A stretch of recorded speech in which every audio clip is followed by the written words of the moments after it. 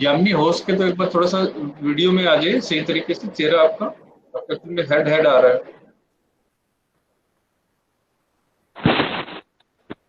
Yes, okay okay, start ma'am.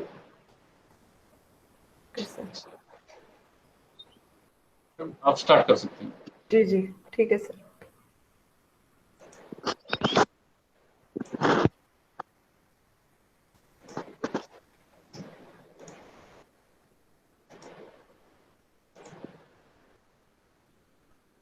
आप लोग देख सकते हैं स्क्रीन को?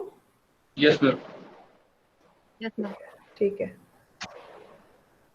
तो कल हम लोगों ने जो टॉपिक किया था वो childhood and growing up, BES 121 जो सब्जेक्ट है हमारा बीएड का, और उसके अंदर हमने ब्लॉक 1 को कवर किया था और उसमें हमने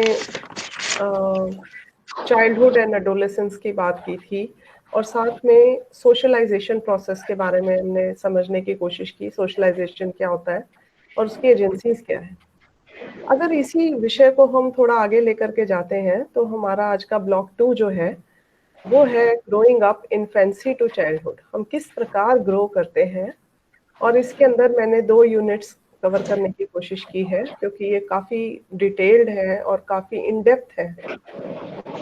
तो ये यूनिट्स हैं आपके अंडरस्टैंडिंग ग्रोथ एंड डेवलपमेंट। सबसे पहले तो हमें यही समझना जरूरी है कि ग्रोथ एंड डेवलपमेंट होता क्या है और चाइल्ड डेवलपमेंट के डिफरेंट पर्सपेक्टिव्स क्या होते हैं।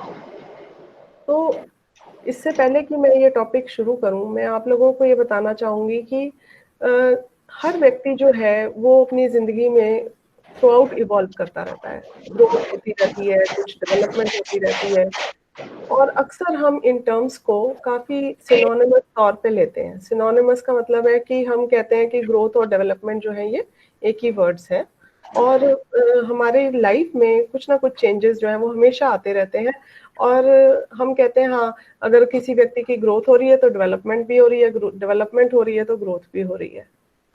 और अगर आप लोग अपनी पुरानी कोई फोटो निकाल के देखिए तो आपको खुद को पता लगेगा कि आपके अंदर कितने ज्यादा चेंजेस आ गए हैं, इवन एक्सटर्नली भी, है ना। जैसा आप पहले दिखते थे वैसे नहीं दिखते हैं। इवन अगर आप 2-4 साल पुरानी भी पिक्चर्स देखिएगा अपनी, तो आप देखेंगे कि आपके अंदर चेंजेस आ रहे हैं। इसका मतलब ये है कि ग्रोथ एंड डेवलपमेंट एक ऐसा प्रोसेस है जो कि प्रोग्रेसिव है। प्रोग्रेसिव का मतलब ये है कि हम आगे बढ़ते रहते हैं। ये एक सिस्टमेटिक चेंजेस हमारे बॉडी के अंदर आते रहते हैं। और ये भी जरूरी है जानना कि जो ग्रोथ एंड डेवलपमेंट है ये एक ऐसा विषय है जो कि हर व्यक्ति के अंदर अलग अलग स्टेज पे और अलग अलग डायमेंशन में डिफरेंट होता है। जैसे कि आप कह सकते हैं कि कोई व्यक्ति के अंदर बहुत फास्ट चेंजेस आते हैं और किसी के अंदर जैसे कह लीजिए कि चेंजेस जो है वो इतने फास्ट नहीं आते। कुछ बच्चे बचपन में ही बड़े अच्छी हाइट गेन कर लेते हैं, ग्रो करना शुरू कर देते हैं, पर जैसे जैसे वो बड़े होते जाते हैं वो देखने में आता है कि उतनी हाइट उनकी गेन नहीं हो रही। तो ये और उसी एज के उस बच्चे जो है उसकी क्लास में वो अलग ज्यादा हाइट के भी निकल आते हैं। तो ये या तो 2 कारण हो सकते हैं इसका, या तो एक जेनेटिक हो सकता है, जेनेटिक इनहेरिटेंस, यानी कि वो अपने अपने पेरेंट्स से या ग्रैंड पेरेंट्स से वो ट्रेट्स जो है, वो क्वालिटीज जो है वो इनहेरिट करते हैं, जिसे हम आनुवंशिकता कहते हैं। या एनवायरमेंटल फैक्टर्स भी हो सकते हैं कि किसी को खाना पीना अच्छा नहीं मिला तो नेचुरली उसकी हाइट पे और उसकी ग्रोथ पे फर्क पड़ेगा। तो ग्रोथ और डेवलपमेंट को आज हमने समझना है, तो पहले हम एक एक करके इस टर्म को समझेंगे। तो देखिए ग्रोथ क्या होता है।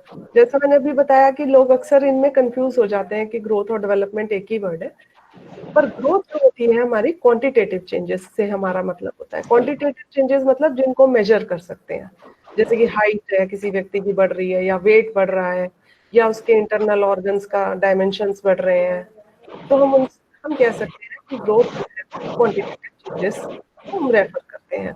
जैसे increase in size of the organs, आपका हेड का साइज, आर्म्स का साइज, पूरी बॉडी की हाइट का हाइट होना, बढ़ना, या मसल्स का ग्रो होना।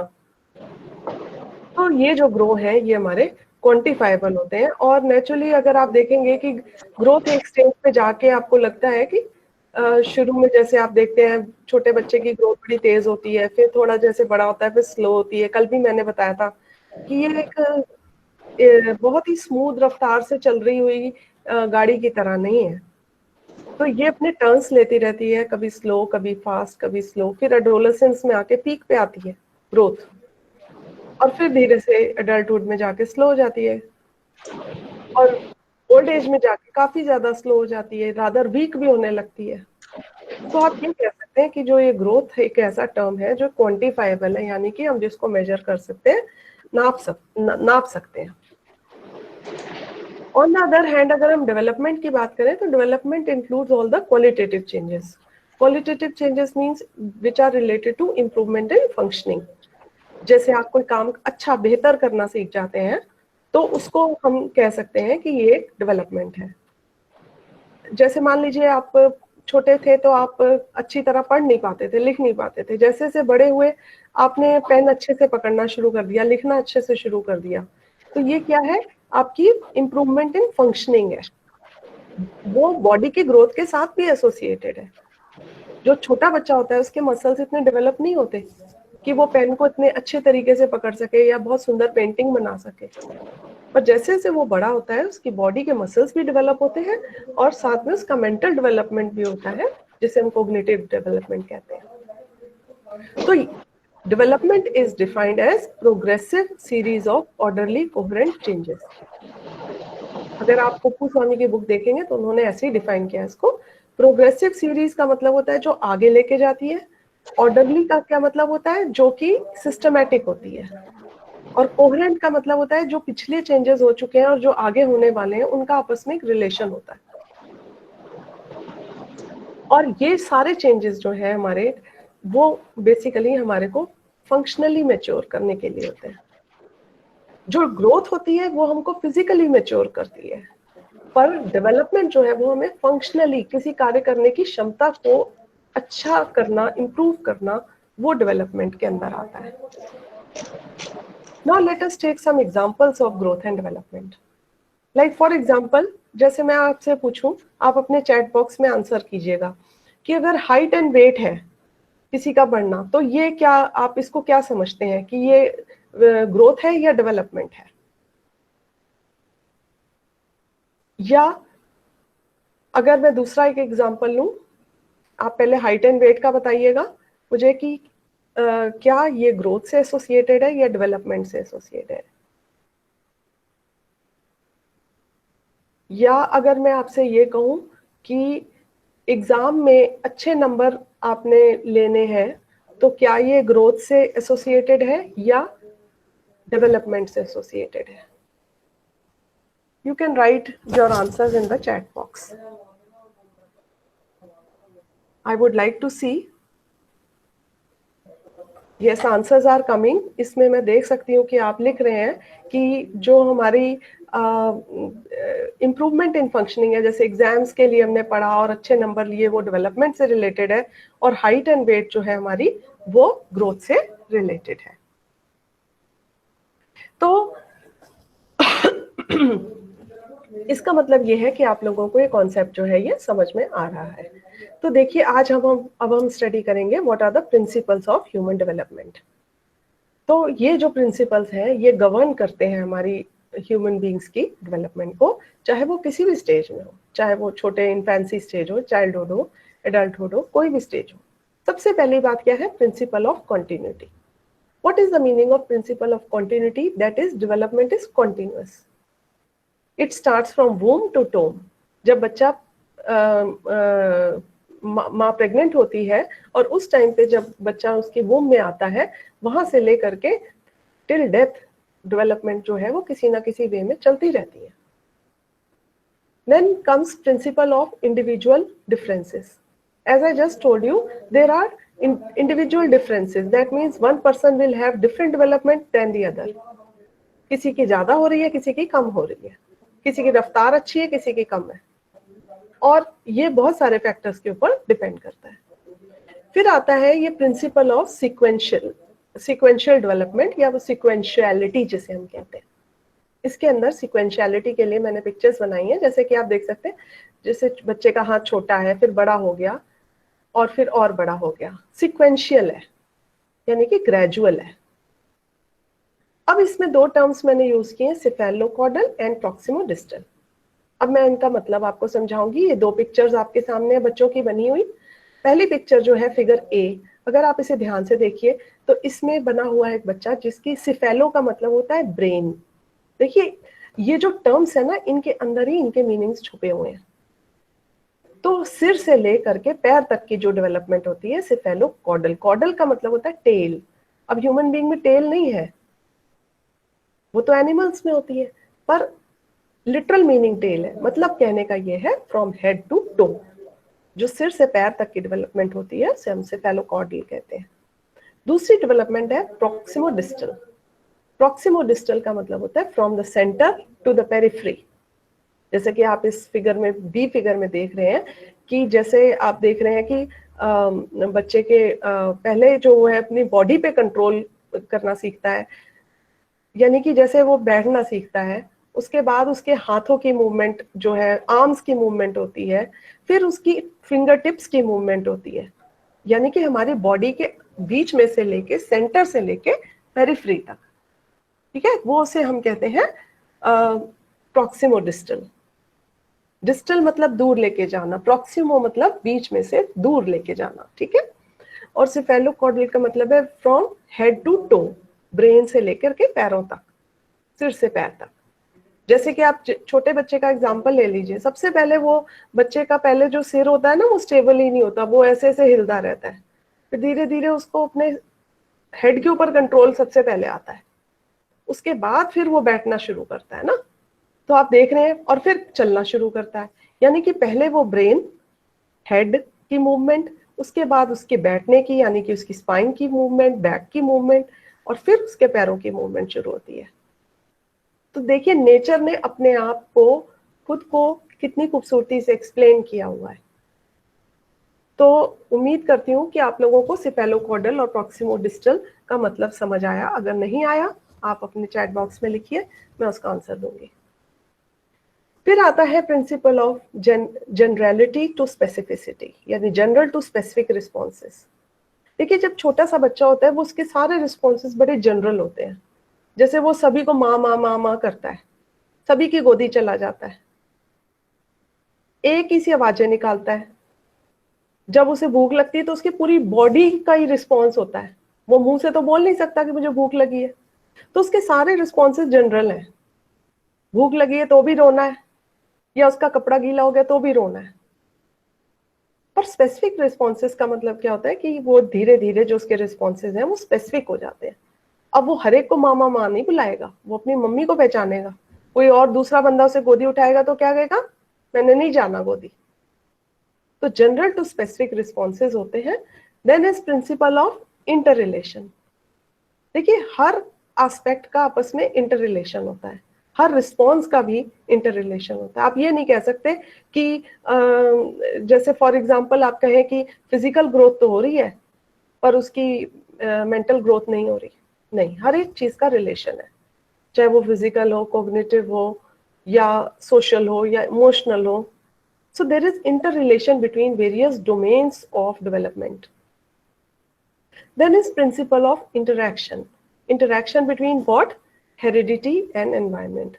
अब देखिए ये दो चीजें हैं जो हमारी बेसिक डेवलपमेंट को गवर्न करती हैं। हेरिडिटी का मतलब होता है कि जो हम अपने पेरेंट्स से या ग्रैंड पेरेंट्स से इनहेरिट करते हैं कैरेक्टर्स, जो हम उनसे विरासत में पाते हैं, जैसे कि इंटेलिजेंस है, या हाइट है, या आंखों का रंग है, या इवन कुछ बीमारियां भी होती हैं जो कि एक पीढ़ी दर पीढ़ी चलती रहती हैं, जैसे कि हीमोफीलिया। फिर दूसरा योगदान होता है एनवायरनमेंट का। जिस एनवायरनमेंट में बच्चा पलता बढ़ता है उसका बहुत ज्यादा इम्पैक्ट होता है डेवलपमेंट के ऊपर। So there is interaction between. अब आप कहेंगे कि हेरिडिटी ज्यादा जरूरी है कि एनवायरनमेंट ज्यादा जरूरी है, तो अब आप ये वाली बात हो गई कि पौधे को उगाना है तो सीड ज्यादा जरूरी है या सॉइल ज्यादा जरूरी है। भाई सीड भी जरूरी है, अच्छी क्वालिटी का हो, यानी कि हेरिडिटी, और सॉइल भी अच्छी हो, यानी कि आपने जो ऊपर से खाद डाली है, एनवायरनमेंट जो प्रोवाइड किया है वो भी चाहिए, तभी तो पौधा ग्रो करेगा। दूसरी बात आ जाती है, नेक्स्ट प्रिंसिपल है principle of differentiation in rate. Differentiation in rate का मतलब होता है कि हमारे अलग अलग बॉडी पार्ट्स अलग अलग पेस पे ग्रो करते हैं। जैसे कि हमारी आर्म्स की ग्रोथ अलग होती है, हेयर की ग्रोथ अलग होती है, नेल्स की ग्रोथ अलग होती है, लेग्स की ग्रोथ अलग होती है, बॉडी हेयर की ग्रोथ अलग होती है। So there is differentiation in rate. कोई चीज, बाल बहुत जल्दी बढ़ जाते हैं पर हाइट तो नहीं हमारी उतनी जल्दी बढ़ जाती। Then is principle of integration. Integration का मतलब है हमारे जितने भी डोमेन्स हैं, सोशल, इमोशनल, ये सब इंटीग्रेटेड भी होते हैं, आपस में इंटर रिलेटेड भी होते हैं और इंटीग्रेटेड भी होते हैं। यानी एक बड़ा ही अच्छा बैलेंस सा, फ्यूजन सा होता है इनका। अगर हम हमारे सारे डोमेन्स आपस में इंटर रिलेट होकर के इंटीग्रेट ना हो तो हमारी डेवलपमेंट उतनी अच्छी नहीं हो सकती। And then is principle of predictability. एक बड़ी पुरानी कहावत है पूत के पैर पालने में, है ना। जैसे कि हम कहते हैं कि बच्चे का बचपन से ही पता लग जाता है कि इसका कितनी हाइट होने वाली। कई लोग पैदा होते ही कह देते हैं अरे इसकी हाइट तो बहुत अच्छी है। हमें तो नहीं समझ में आ रहा होता, छोटा सा तो बच्चा होता है गोदी में, अब उसकी हाइट कैसे दिख रही है। जिन लोगों को एक्सपीरियंस है इन चीजों का, वो ये चीजें अच्छे से बता सकते हैं। सो that means you can predict कि ये जो बच्चा पैदा हुआ है, इवन आप अगर बच्चे का, छोटे से बच्चे का एक्सरे ले लो तो डॉक्टर्स तो ये भी प्रिडिक्ट कर सकते हैं कि इसकी हाइट कहाँ तक के जाएगी। सो बहुत सारी चीजें हैं जो हम प्रिडिक्ट कर सकते हैं, पर वही वाली बात है कि हम हर चीज प्रिडिक्ट नहीं कर सकते। हम एकदम एग्जैक्ट नहीं बता सकते कि हाँ इस व्यक्ति का फ्यूचर जो है बहुत अच्छा होगा क्योंकि इसके पेरेंट्स जो है वो बहुत इंटेलिजेंट है, हेरिडिटी बड़ी स्ट्रांग है, जीन्स बड़ी स्ट्रांग है। मैंने बहुत से ऐसे केसेस देखे हैं जहाँ पे पेरेंट्स की जीन्स तो बहुत अच्छी हैं पर बच्चों ने उतना अच्छा परफॉर्म नहीं किया, या वाइस वर्सा भी है कि पेरेंट्स इतने ज्यादा नहीं परफॉर्मिंग थे पर बच्चे एकदम से आपको पता लगा आईआईटी में या कहीं सिलेक्शन हो गया। तो प्रिडिक्ट कर पाना पॉसिबल है कुछ हद तक, पर पूरी तरह से नहीं। तो ये है आपके प्रिंसिपल्स ऑफ ह्यूमन डेवलपमेंट। ये आप लोगों को समझ आ गए सभी को? तो हम अगला टॉपिक शुरू करते हैं। अब हम बात करेंगे स्टेजेस ऑफ डेवलपमेंट। देखिए मैंने एक पिक्चर बनाई है जिसमें एक छोटा सा बेबी है, फिर उससे बड़ी, फिर उससे बड़े से करते ओल्ड लेडी तक। तो ये हमारी जैसे स्टेजेस ऑफ लाइफ है जिन्हें हम साइकोलॉजी में हम बात करें तो स्टेजेस ऑफ डेवलपमेंट कहते हैं। तो प्री नेटल स्टेज होती है कंसेप्शन से बर्थ तक की। इन्फेंसी से चाइल्डहुड से पहले वाली जो टॉडलर स्टेज होती है उसे हम बर्थ से लेकर के 2 इयर्स तक देखते हैं, उसका पीरियड है। फिर early childhood 2 to 6 years of age, later childhood 6 to 10 years of age, adolescence 11 to 18 years of age, and adulthood 18 years and above. तो ये ब्रॉडली हमने स्टेजेस ऑफ डेवलपमेंट को इस तरीके से कैटेगराइज किया है। तो हम ये सब स्टेजेस क्यों पढ़ रहे हैं? क्योंकि हम लोगों ने जब एज अ टीचर बनना है तो टीचर को पता होना चाहिए कि किस स्टेज ऑफ डेवलपमेंट पे क्या फीचर्स होते हैं और कैसे हम उनको, उन बच्चों को उनकी स्टेज के अकॉर्डिंग डील करना चाहिए।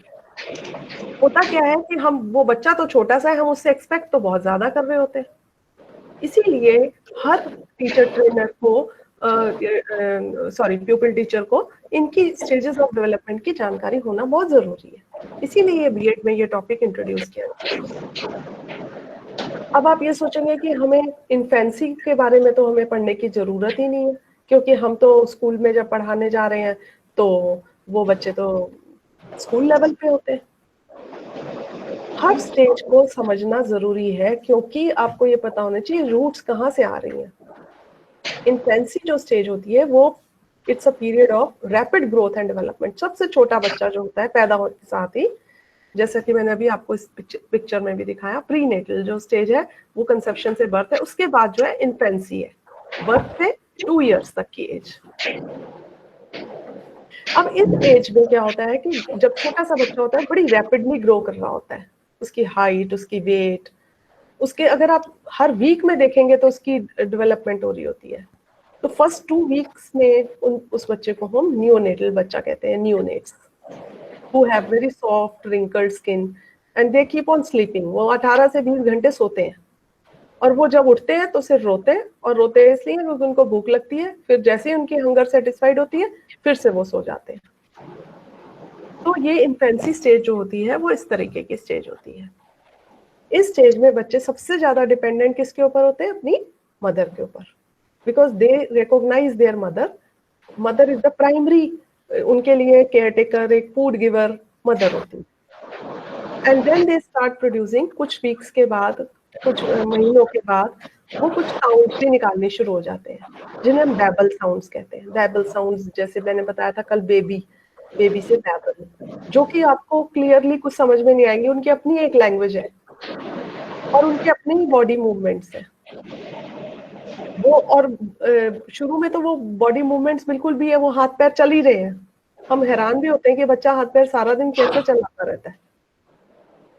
फिर धीरे धीरे जो बच्चे हैं वो बड़े होने जैसे शुरू होते हैं, फिर उनका बॉडी के ऊपर अपने कंट्रोल आना शुरू हो जाता है। when they start crawling, and then they start seeing things around, then they start picking up things, they start holding things, और जब वो होल्ड करते हैं then they start gaining motor control। Motor control का मतलब अपने हैंड्स पे उनका कंट्रोल हो जाता है, which is governed by the head। So then gradually उनका ये जो मोटर कंट्रोल है हाथों में आता है, टॉयज पकड़ते हैं, जो अट्रैक्टिव टॉयज होते हैं उनको वो पकड़ने की कोशिश करते हैं। अक्सर झूलों में उनके हम लोग कोई टॉयज लगा देते हैं। तो इस तरीके से ये इन्फेंसी स्टेज है। इसके कुछ एक फीचर्स हैं, अगर आप एरिक्सन की थ्योरी पढ़ें या प्याजे की थ्योरी पढ़ेंगे तो उसमें आपको स्टेजेस ऑफ डेवलपमेंट के बारे में बड़ा ब्यूटीफुली एक्सप्लेन किया गया है। तो इस स्टेज का एक कैरेक्टरिस्टिक होता है self assertion.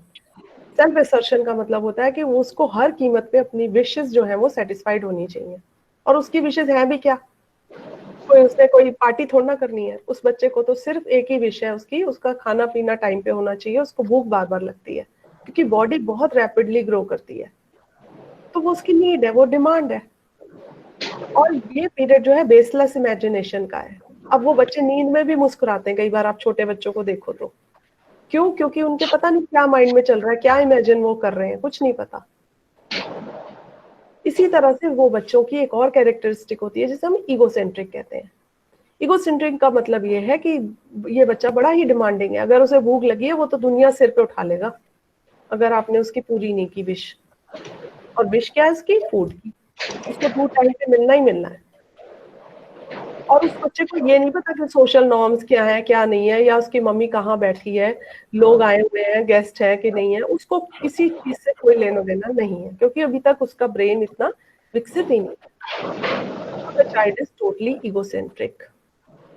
So this stage, according to Piaget, he has labeled as sensory motor stage. इसके बारे में मैं आपको पियाजे की थ्योरी थोड़ी बाद में बताऊंगी। That means which is moving from reflex action to goal directed behavior. Reflex action का मतलब होता है कि कोई भी बॉडी रिफ्लेक्स जिस पे हमारा कंट्रोल नहीं है। जैसे अगर गर्म चीज पे आप हाथ लगा दें तो आप एकदम हटा लेंगे, तो that's called a reflex action. तो रिफ्लेक्स एक्शन से कोई एक पर्टिकुलर पर्पसफुल बिहेवियर जो होती है वो इन्फेंसी से हमें आगे बढ़ने के लिए हेल्प करती है। Now we come to next stage which is called early childhood stage. Early childhood stage is also known as pre school stage. अब प्री स्कूल स्टेज का मतलब फॉर्मल स्कूलिंग जो बच्चे की है वो उससे पहले की जो स्टेज है, जहाँ बच्चा जो है अपने आसपास थोड़ा थोड़ा खेलना शुरू कर देता है। कई बच्चे प्ले स्कूल में चले जाते हैं या डे केयर सेंटर्स में जाते हैं, where his behaviour is refined. And at this stage जो उनकी फिजिकल ग्रोथ है वो थोड़ी ठीक हो जाती है, नॉर्मल हो जाती है, क्योंकि अभी इन्फेंसी से बहुत तेजी से हो रखी होती है, वो थोड़ी सी स्टेबलाइज हो जाती है। But yes, you will see gradually the child is picking up so many things. वो बोलना शुरू हो जाता है, चारों तरफ देखना शुरू हो जाता है। कई बच्चे तो अल्फाबेट्स तक बोलने लग जाते हैं, और भी आजकल तो बच्चे मोबाइल फोन्स खेलने लग जाते हैं, छोटे छोटे बच्चे भी, जो कि अच्छा नहीं है वैसे। बट मैंने देखा है अक्सर कि बच्चों को दुनिया में सबसे पहले अगर कोई चीज समझ आ जाती है तो वो मोबाइल पे गेम निकालना आ जाता है। So there is expansion of cognitive abilities at this stage. So what are the characteristics of early childhood stage or preschool stage? That they know how to deal with symbols. Semiotic function हम कहते हैं। Symbols का मतलब होता है कि कोई भी अल्फाबेट्स वगैरह हो सकते हैं या नंबर्स हो सकते हैं, वो उसको समझ आ जाते हैं। और इस स्टेज में एक और कैरेक्टरिस्टिक शो होता है जिसे हम रिवर्सिबिलिटी कहते हैं। रिवर्सिबिलिटी का मतलब है कि जो चीज उसको एक बार आ गई, वो दोबारा उस चीज को किसी और वे में समझने की कोशिश नहीं करना चाहता, और अगर करने की कोशिश करता है तो वो जस्टिफाई नहीं करता क्योंकि अभी तक उसकी रीजनिंग डेवलप नहीं है। So if you show, for example, मैंने एक एग्जाम्पल लिया, अगर 2 ग्लासेस आप उनको पानी के दो तो कहो कि इक्वल वाटर दे दो, तो वो बच्चे बता पाएंगे हाँ सेम शेप है ग्लास की और same amount of water they will take. But if you change the shape of the glass and you transfer it in a bowl, तो उनको लेवल जैसे नीचे डाउन नजर आएगा, दे विल से कि बोल में पानी कम है और ग्लास में ज्यादा है, क्योंकि अभी उनकी एनालिसिस जो है, वो एनालिटिकल एबिलिटी या रीजनिंग एबिलिटी जो है वो डेवलप नहीं होती। इसी तरह से अगर उनको मैम ने कोई काउंटिंग करने का तरीका सिखा दिया तो दे विल थिंक कि उनकी जो मैम ने बताया वही तरीका ठीक है, एंड दे विल से कि पेरेंट्स अगर बता रहे हैं या कोई और बताने की कोशिश कर रहा है, they will say no no no, this is not how my ma'am has taught me. So this is a very typical stage which is called reversibility. This feature is known as reversibility. At this stage, there is a very strong language development also taking place. Language development का मतलब है कि बच्चा जो है वो language को pick कर रहा है, ग्रामर को पिक कर रहा है, और कुछ भी वर्ड्स को जोड़ के अपने आप सेंटेंस बनाने की कोशिश करता है। कई बार उनके सेंटेंस बड़े फनी भी होते हैं, बड़ा हंसी भी आती है, पर हमें उन बच्चों को एनकरेज करना चाहिए कि जो वो बोल रहे हैं एक्सेप्ट करना चाहिए। ड्राइंग बहुत अच्छी करने लग जाते हैं, कुछ बनाने लगते हैं, जो भी जैसा भी उनके जितने भी मसल्स हैं वो करने लग जाते हैं। कलरिंग करते हैं बच्चे, ब्लॉक्स जोड़ते हैं, टॉयज से खेलते हैं। At this stage emotions of the child are more common, intense and distinguished. Common intense means मतलब उनको बहुत स्पेसिफिक इमोशन तो है नहीं, जैसे कह लो कि दे don't no what is anger, what is joy, what is happiness, what is frustration. They don't know these words. So their emotions are very, very general. If they like it, they are happy. If they don't like it, they are unhappy. Happy और sad. उनको ज्यादातर ये 2 बातें समझ में आती हैं, और उनका मेन मकसद होता है प्ले, लर्न एंड डेवलप। उनको तो खेलने कूदने में और इन सब चीजों में ज्यादा इंटरेस्ट होता है। तो ये अर्ली चाइल्डहुड स्टेज की कैरेक्टरिस्टिक्स है। Next, we talk about later childhood stage. Now, this period starts from 7 to 12 years of age, and at this stage, rate of growth and development is comparatively slower than the previous stage, even slower. So, वही मैं जैसे बता रही थी, some parents are literally worried why my child is not gaining any height, and the doctor has to tell them that there's nothing wrong with the child. All you need to do is just take care of the nutrition and he will start growing once he reaches a particular age.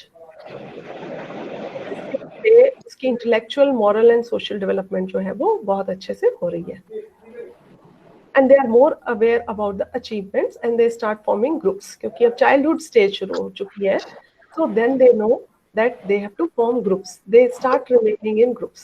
Friends के साथ वो अपने groups बनाते हैं, खेलते हैं उनके साथ में, रूल्स बनाते हैं खेलने के, और उनके एक दो फ्रेंड्स तो बहुत ही क्लोज फ्रेंड्स हो जाते हैं।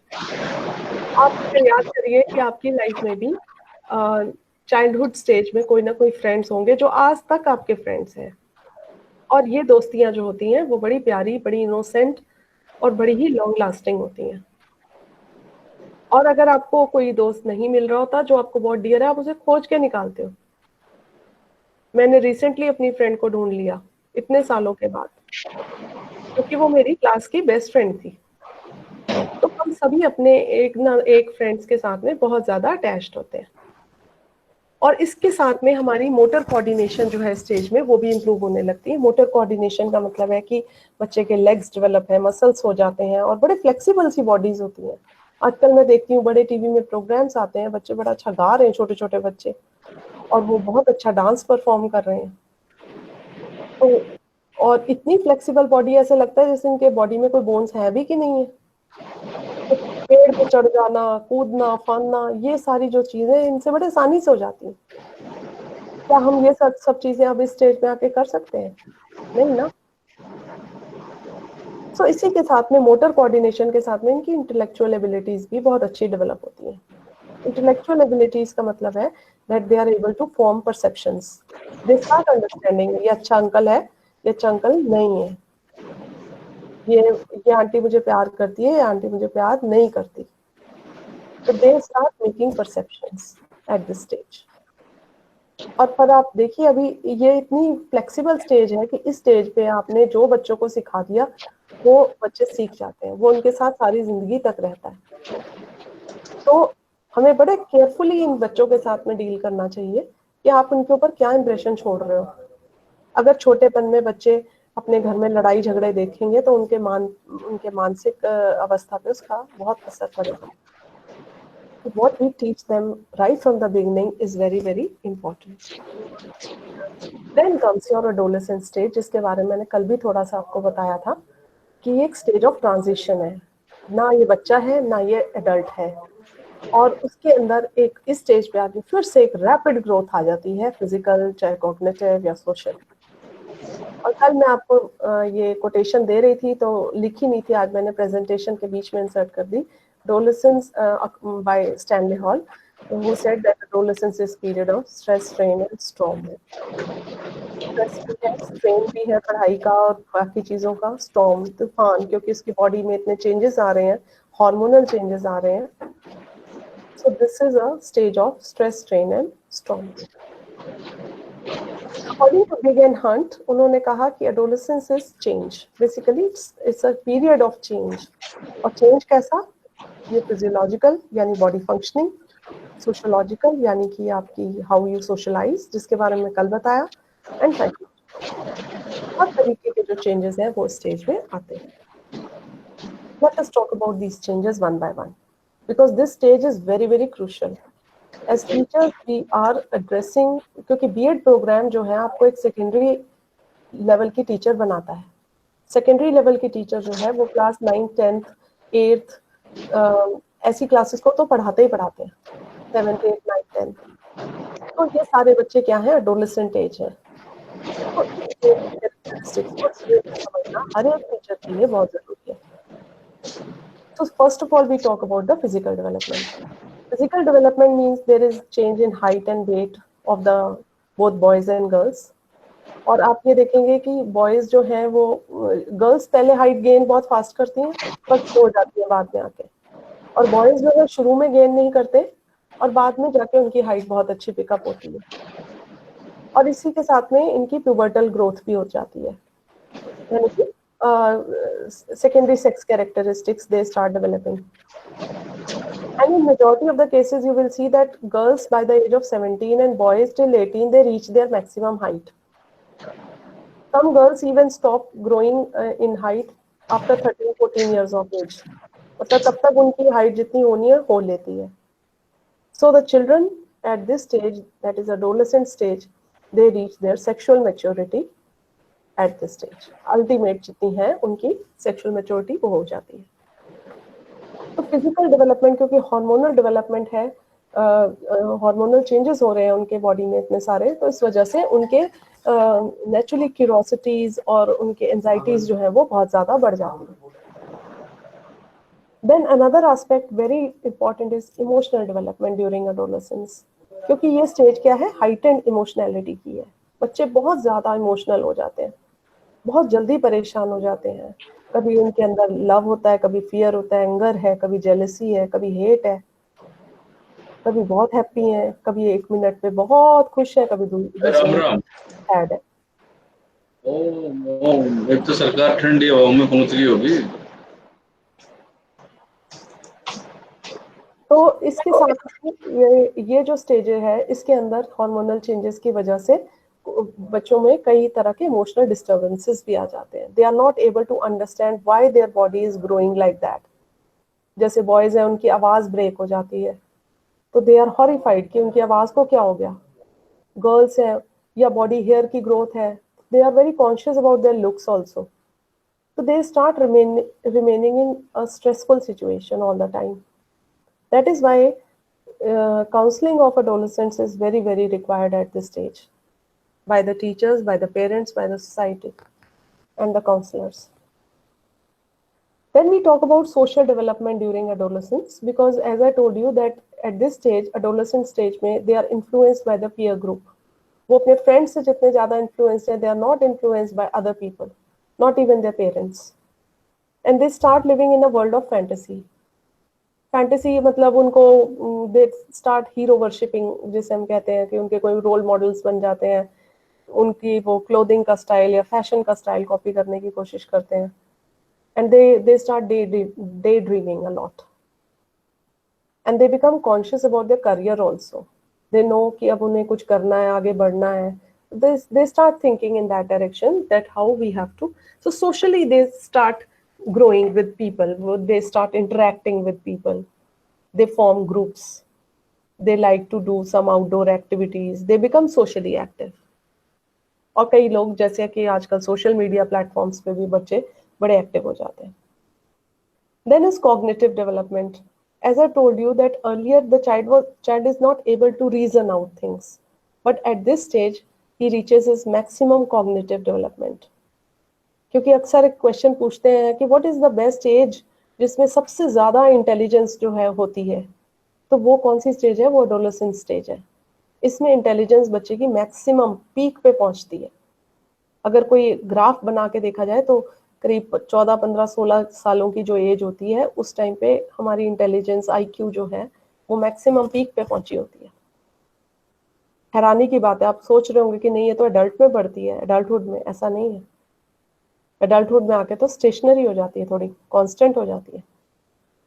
इसी तरह से रीजनिंग की एबिलिटी, क्यूरोसिटी या inspiration, they get inspired from poets, writers, artist और scientist. And then they have widening of interest. उनके vocational interest, career interest या कोई co-curricular activities में उनका interest वो बढ़ जाता है, games में, sports में, music में. So that is why उनका जो aptitude है ना, वो stage पे form हो जाता है. Aptitude का मतलब होता है जैसे for music, for say dance, for mechanical aptitude या artistic aptitude, singing aptitude or poetic aptitude. So at this stage, aptitude development that takes place also. तो adolescence की जैसे मैंने भी आपको बताया, फिजिकल, सोशल, इमोशनल स्टेज जो हमें डेवलपमेंट है वो बहुत डिटेल में हमने पढ़ी. तो let us talk about now adulthood stage. Once the child crosses the adolescent stage, he reaches a mature stage which is known as adulthood stage. अब एडल्टहुड स्टेज के भी अलग अलग पार्ट्स हैं, क्योंकि एडल्टहुड एक बहुत ही लंबा पीरियड है. अगर 18 साल से लेके सारी जिंदगी तो कहो तो एडल्ट तो हो चुका. तो अर्ली जो एडल्टहुड स्टेज होती है उसमें बच्चा जो है 18 के बाद अपने करियर, फ्यूचर में लग जाता है. फिर जैसे उसका मिड एडल्टहुड हो जाती है, then they start preparing for their settlement, marriage, children. That's called a responsible phase of life.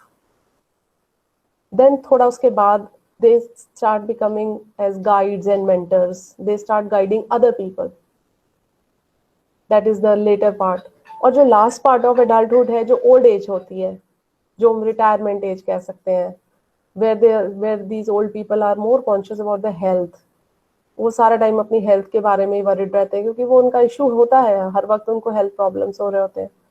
या स्पिरिचुअल इंक्लिनेशन हो जाता है. They start reading spiritual books. They start joining spiritual discourses. कोई मंदिर में चला जाता है, कोई गुरुद्वारे चला जाता है, कोई कहीं चला जाता है, जहाँ पे भी उनको ऐसा कोई माहौल मिलता है, कोई कीर्तन करता है, सत्संग करता है. So they start preparing for the ultimate end of life. तो देखिए आप, ये कितनी ब्यूटीफुल सी एक जर्नी है हमारी, फ्रॉम इन्फेंसी से लेकर के हमारी एडल्टहुड या till the end of life. And we keep growing and developing all our life. And as teachers, we must understand that it is very important to study each of the stages of growth and development. मैं इसमें आपको suggest करूंगी कि अभी मैं आपको बाद में उसमें लिख भी दूंगी. एलिजाबेथ हरलॉक की किताब है चाइल्ड डेवलपमेंट की. अगर आप लोगों को कहीं से वो मिले पढ़ने को, ऑनलाइन मिल जाए या लाइब्रेरीज में, तो बड़ी ही खूबसूरत किताब है वो, और उन्होंने चाइल्ड डेवलपमेंट को जितना अच्छे तरीके से समझा और लिखा है वो मतलब वाकई काबिल तारीफ है। तो I request all the students to go through that book जब भी कभी मौका मिले तो। मेरी बड़ी पर्सनल फेवरेट किताबों में से एक है। Then we come to issues in development. अभी हमने बात करी different stages of development, now we will talk about what are the issues in development. First issue is nature versus nurture.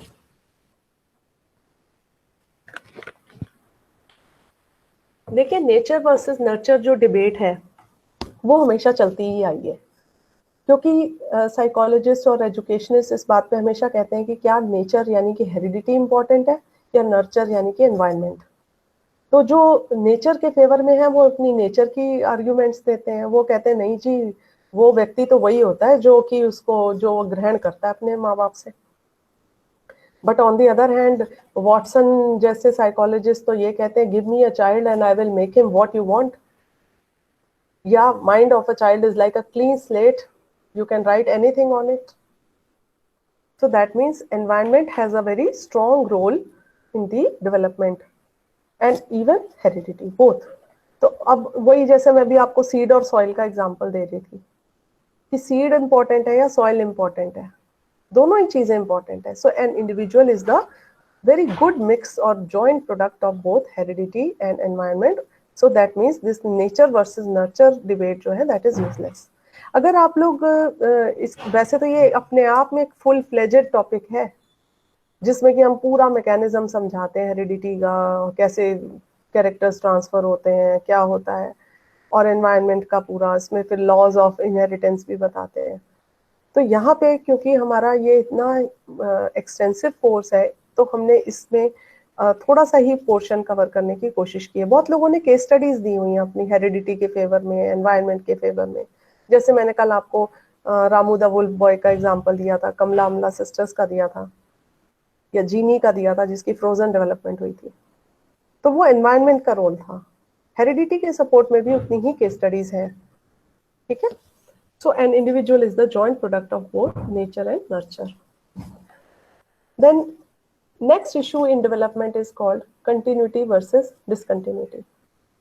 Continuity और discontinuity का मतलब है कि जो whether the development is smooth, जो कि continuity theory वाले लोग कहते हैं कि ये smooth process है, gradual है, और discontinuity जैसे कि इस पिक्चर में आप देख सकते हो, continuous development from the toddler to the adult.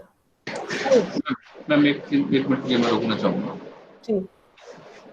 Ramswaroop जी, आप अपनी प्रेजेंटिंग स्टॉप करें। रामस्वरूप जी अपनी प्रेजेंटिंग स्टॉप करें आप, इससे हमारे को व्यवधान हो रहा है। हो गया सर? मैं इनको रिमूव कर देता हूँ जी, फिर वो दोबारा ज्वाइन कर लेंगे। हाँ दोबारा हमारे सर हाथ लग जाता है गलती से, नहीं वो गलती से लग जाता है मैम, उससे हमारी प्रेजेंटेशन हट जाती है मैम, इसका ये नुकसान। ठीक है sir, thank you so much. Ma'am एक बार अपने वाली प्रेजेंटेशन को दोबारा सेट करें, एक बार क्लिक कर दें मैम उसको। इसको एक बार यामिनी, क्या ये हमारे को आपको दिखाई दे रही है प्रेजेंटेशन? नो सर, दिख रही है। नहीं दिखा रही तेरी? नहीं दिख रही है। एक सेकंड, दिख रही है या नहीं दिख रही है, दोनों स्थिति बताइए पहले। सर मैं अब दोबारा से कर रही हूँ प्रेजेंट। अब नहीं दिख रही, पहले थी। अब मैं दोबारा कर रही हूँ sir.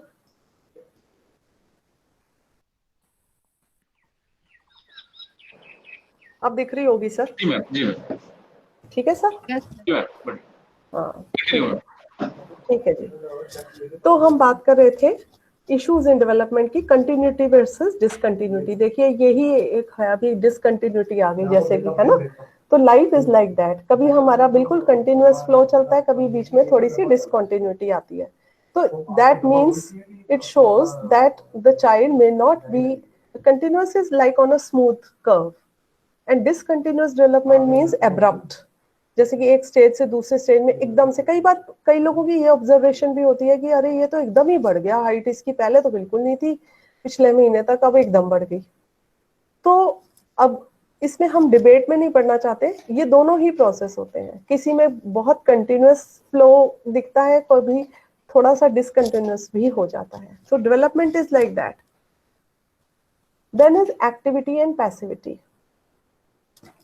Activity and passivity means that in activity person is active. मतलब वो कुछ भी जो हो रहा है वो एक्सेप्ट नहीं कर रहा. That means he is able to choose his own pathway of development. जैसे कि हम कई बच्चे बहुत एफर्ट करते हैं. और पैसिविटी का मतलब होता है कि हर व्यक्ति जो एक्टिव नहीं होता, वो कहता है जो हो रहा है मेरी जिंदगी में ठीक है. They accept as it is. Whatever is coming, okay. And some people say, no, we have to change this. So it all depends whether a person is active or whether a person is passive. Then development is also universality and context specific. एक तरफ तो हम कहेंगे कि universal है, भी सभी में डेवलपमेंट होती है, चाहे वो कोई कल्चर हो, चाहे वो कोई सोसाइटी हो, चाहे वो. दूसरी तरफ हम कहते हैं कि नहीं भाई, कॉन्टेक्स्ट स्पेसिफिक भी है. दैट मीन्स एक कल्चर में दूसरे कल्चर की डेवलपमेंट में फर्क होता है. हमारा way of dressing, way of meeting people, और हमारे रीति रिवाज, हमारे कस्टम्स, ट्रेडिशंस, मैरिज फंक्शंस, ये डिफरेंट होते हैं. तो यानी कि यूनिवर्सल तो है ही, डेवलपमेंट है, यूनिवर्सल हो रही, बट साथ में ये स्पेसिफिक कॉन्टेक्स्ट में भी इसको हमें देखना पड़ता है लार्जर पर्सपेक्टिव में, in the perspective of society, culture and individual also. Now we will talk about developmental tasks of adolescents. देखिए, they are given by Heidegger, and who has divided these developmental tasks into 9 categories. He said that there are 9 different types of developmental tasks an adolescent has to perform. Number 1 is performing some stereotypical masculine or feminine roles, जिसे हम gender roles भी कहते हैं आजकल.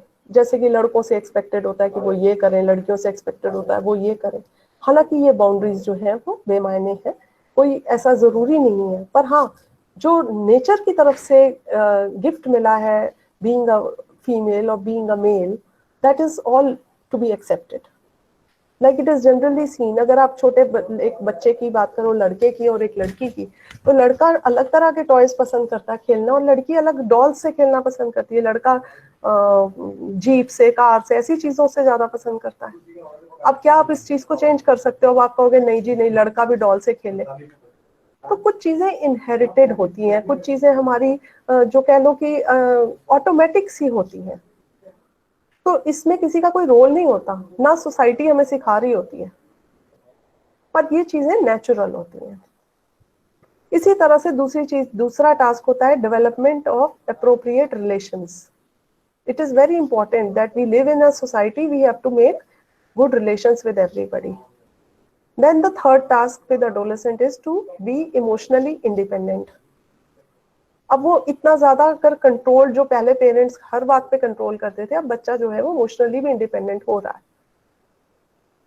तो it is important that his emotions, they need to be respected, they need to be supervised, they need to be channelized.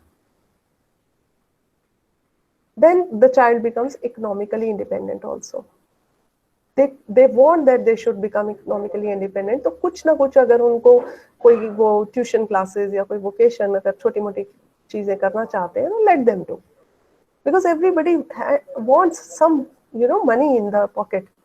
और उनको इस बच्चों को इस स्टेज में आकर के शायद पेरेंट्स से मांगने में कुछ झिझक महसूस होने लग जाती है. हालांकि ऐसा कोई रीजन नहीं है, but still I don't know why they feel like that, but ऐसा होता है. It is a very common observation. Then they start preparing for their career and job market. क्योंकि अब उनको करियर में जाना ही जाना है. Next stage of life demands that they should be responsible. So they start preparing. कोई medicine की, कोई इंजीनियरिंग की, कोई आर्किटेक्चर की, कोई IAS ऑफिसर बनने की तैयारी शुरू करते हैं.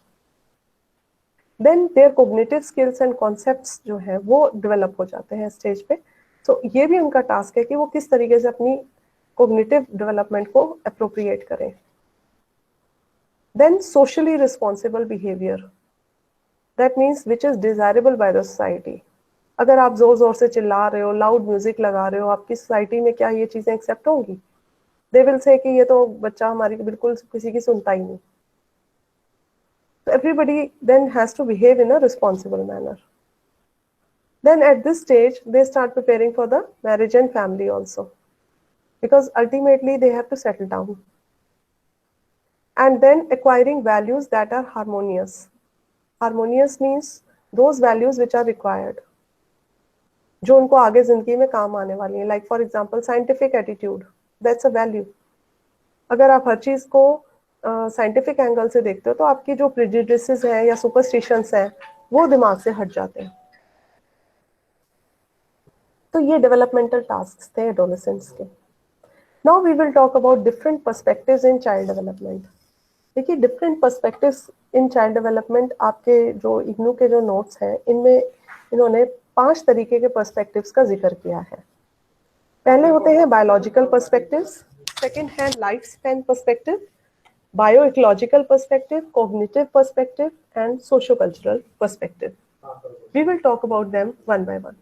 Now, remember that these perspectives, they tell you how the child development takes place. मतलब biological जो है वो अपना व्यू देंगे, लाइफ स्पैन वाले लाइफ स्पैन का व्यू देंगे, बायोइकोलॉजिकल अपना मॉडल देंगे, कॉग्निटिव आपकी ब्रेन और फंक्शनिंग के ऊपर बात करेंगे, सोशो कल्चरल अलग एस्पेक्ट देंगे. तो आप देखिएगा, अगर आपकी जो साइकोलॉजी की थ्योरीज हैं वो भी तो इन्हीं पर्सपेक्टिव्स पे बेस्ड है. तो ये कहीं ना कहीं आपकी जो थ्योरीज हैं ये आती ही जाती हैं, अपने आप ही बीच में इंटीग्रेट होती रहती हैं. ये इनको जैसे कहते हैं ना, ये थ्योरीज जो है साइकोलॉजी की, ये आपका एक फैब्रिक है जिससे कि ये पूरा का पूरा कपड़ा बुना जाना है. ठीक है. तो सबसे पहले अब हम बात करेंगे बायोलॉजिकल पर्सपेक्टिव की. बायोलॉजिकल पर्सपेक्टिव किससे डील करता है? जैसे बायोलॉजी नेम से क्लियर है, जेनेटिक इन्फ्लुएंसेस से. How your body functions, how it is commanded by the brain, how your brain influences the behaviour and personality of a person. तो that is all called biological origin. हमारी सारी मतलब जो personality है वो biologically governed है इस view के अकॉर्डिंग. जैसे कि एक एग्जांपल ले लेते हैं हम, अग्रेशन है. अग्रेशन का मतलब जैसे बच्चे अग्रेसिव हो जाते हैं, गुस्सा करते हैं, तोड़फोड़ भी कर देते हैं कई बार. अब अलग अलग लोगों ने अग्रेशन को अलग अलग तरीके से इसका रीजन आउट करने की कोशिश की. जैसे अगर आप साइको एनालिस्ट जैसे फ्रॉइड हैं, उन्होंने बात करी कि बच्चे में अग्रेशन क्यों है, due to his past childhood experiences and unconscious behaviour, जो कि उसने बचपन में कहीं ना कहीं उसके कहीं ना किसी बात को लेकर के उसके मन में कहीं ना कहीं गुस्सा है जो कि वो बड़े होकर के निकल रहा है. अब ये फ्रॉइड का व्यू है. ठीक है. फिर बिहेवियरिस्ट जैसे स्किनर है. स्किनर क्या है? बिहेवियरिस्ट है. वो कहते हैं कि नहीं, अग्रेशन जो है वो पास्ट एक्सपीरियंस अनकॉन्शियस का कोई लेना देना नहीं, वो तो it is due to reinforcement and punishment, कि अगर आपने बच्चे को पनिश किया तो वो और गुस्सा करता है, या आपने उसको रीइंफोर्समेंट नहीं दिया तो इस वजह से वो नाराज है, आपने उसकी नीड्स पूरी नहीं करी, इस वजह से उसके बिहेवियर में ये चैलेंज आ गया है. तो बायोलॉजिकल पर्सपेक्टिव क्या कहता है कि ना तो ये साइको एनालिस्ट को की बात करता है, ना वो बिहेवियरिस्ट की बात करता है. बायोलॉजिकल पर्सपेक्टिव कहते हैं कि ये तो सब चीजों की जो रूट्स हैं वो बायोलॉजिकल है. अगर अग्रेसिव बिहेवियर है तो आप उसकी बायोलॉजी स्टडी करो, कौन से हार्मोन्स हैं जो निकल रहे हैं बॉडी के अंदर, कौन से जेनेटिक फैक्टर्स हैं जो ये गवर्न कर रहे हैं, उसके जीन्स में कहाँ क्या चीजें हैं जो ट्रांसफर हो रही हैं और कहाँ से आ रही हैं. तो इसे हम कहते हैं बायोलॉजिकल पर्सपेक्टिव. अब इसमें मैं आपको 2 व्यू पॉइंट्स बताना चाहूंगी बायोलॉजिकल पर्सपेक्टिव में. एक तो गैसल का, आर्नोल्ड गैसल का, और दूसरा बोल्बी और मैरी एंसवर्थ का. थोड़े से ये डिटेल्ड, थोड़े टेक्निकल है, पर अगर हम इसे आम भाषा में समझने की कोशिश करेंगे तो आपको ये अच्छे से समझ में आएंगे. तो जो गैसल का व्यू है ये है मैच्योरेशनल व्यू पॉइंट. मैच्योरेशनल व्यू पॉइंट का मतलब होता है कि वो ये कहते हैं कि जो हमारी बायोलॉजिकल जो चेंजेस है हमारी बॉडी के अंदर या डेवलपमेंट हो रही है, that is a result of maturation of brain and body. कि हमारा ब्रेन डेवलप हो रहा है, ब्रेन मैच्योर हो रहा है, बॉडी मैच्योर हो रही है, इसलिए हमारी जो एबिलिटीज हैं या हमारी डिफरेंट डेवलपमेंट्स जो हो रही हैं, they are all a result of biological maturation. जैसे हम कोई मैंने आपको कल एग्जांपल दिया था कि हम स्विमिंग करना छोटा बच्चा नहीं सीख सकता, आप उसको पानी में थोड़ा ना डाल दोगे, थोड़ा बड़ा होगा, उसके मसल होंगे, हाथ पैर चलाने लायक होगा, तभी तो स्विम करेगा। तो छोटे से छोटे बच्चा चलना नहीं एकदम से शुरू करता, तो ये बायोलॉजिकल मैच्योरेशन है। या चिड़िया का आप छोटा सा एग्जांपल ले लो, कि चिड़िया का बच्चा है, वो एकदम से उड़ना तो नहीं सीख जाता, तो उसके पंखों में जब जान आएगी, उसकी बायोलॉजिकल मैच्योरेशन होगी, तभी तो वो उड़ना शुरू करेगा ना।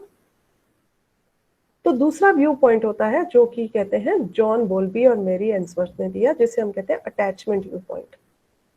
अटैचमेंट व्यू पॉइंट जो होता है वो फोकस करता है importance of early parent child relationship के ऊपर। बचपन में बच्चे की कैसी अपब्रिंगिंग रही, कितना ज्यादा पेरेंट जो है वो अटैच रहा अपने बच्चों से, कितना ज्यादा उसने अपना टाइम, मनी, एनर्जी इन्वेस्ट किया बच्चों के ऊपर, कितना ज्यादा उनकी सोशल, इमोशनल और कोग्निटिव डेवलपमेंट के ऊपर ध्यान दिया, कितना वो अटैच्ड है, इसके ऊपर डिपेंड करेगा कि इस पेरेंट चाइल्ड रिलेशनशिप के ऊपर कि आपकी डेवलपमेंट कैसे होती है। तो इसके लिए इन्होंने देखिए एक बड़ा अच्छा मॉडल सा बना दिया, जिसे हम कहते हैं the episodes of strange situation. ये एक बड़ा वेल नोन मॉडल है जो कि एंसवर्थ ने दिया है to measure the quality of attachment of a person by taking a very simple example। जैसे कि इन्होंने क्या किया, एक इस पूरी एपिसोड के अंदर 3 लोग हैं, एक पेरेंट है, एक बच्चा है और एक एक्सपेरिमेंटर है। एक्सपेरिमेंटर यानी जो एक्सपेरिमेंट कर रहा है।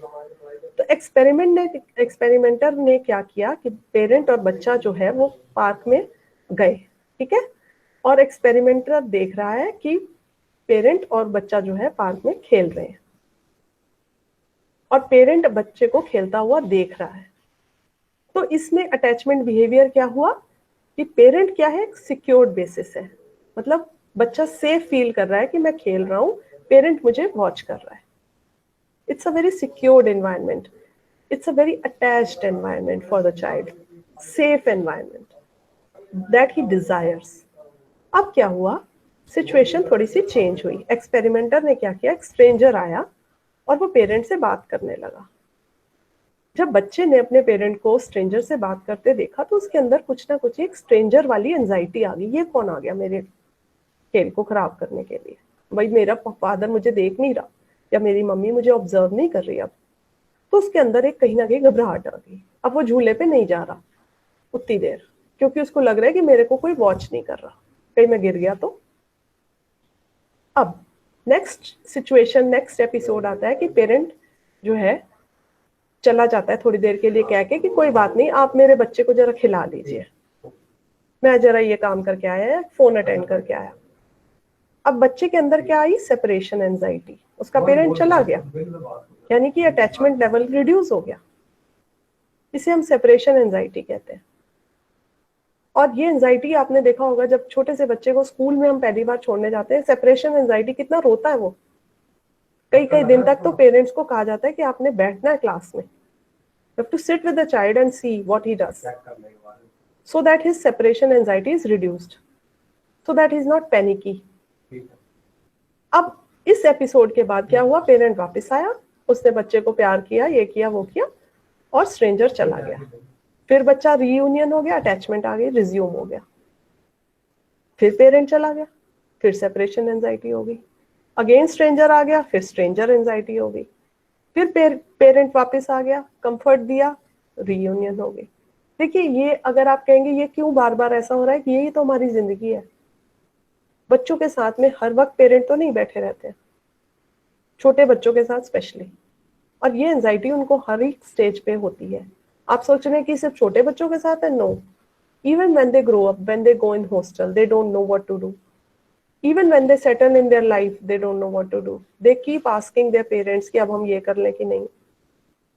तो this is a very psychology में इसको explain किया हुआ है हर फिनोमिना को। तो इससे measure of attachment पता लगती है कि कोई पेरेंट अपने बच्चे को कितना टाइम, कितनी अटैचमेंट रखता है। कई पेरेंट्स होते हैं जो वो बच्चों को भी ध्यान देते ही नहीं है, वो अपनी जिंदगी में खोए हुए हैं, उनको अपनी लाइफ से फुर्सत नहीं है। तो तो ऐसे बच्चों के अंदर जो मैं बात कर रही हूँ बायोलॉजिकल उसकी मैच्योरेशन की और बायोलॉजिकल पर्सपेक्टिव की, उनकी इतनी अच्छी डेवलपमेंट नहीं होती, because that level of attachment is missing somehow. So I hope I am able to put across this situation, the episode of strange situation. तो अब बायोलॉजिकल तो हमने बताया कि जीन्स रिस्पॉन्सिबल है या पेरेंट्स का रोल रिस्पॉन्सिबल है and so on. But then we talk about life span perspective.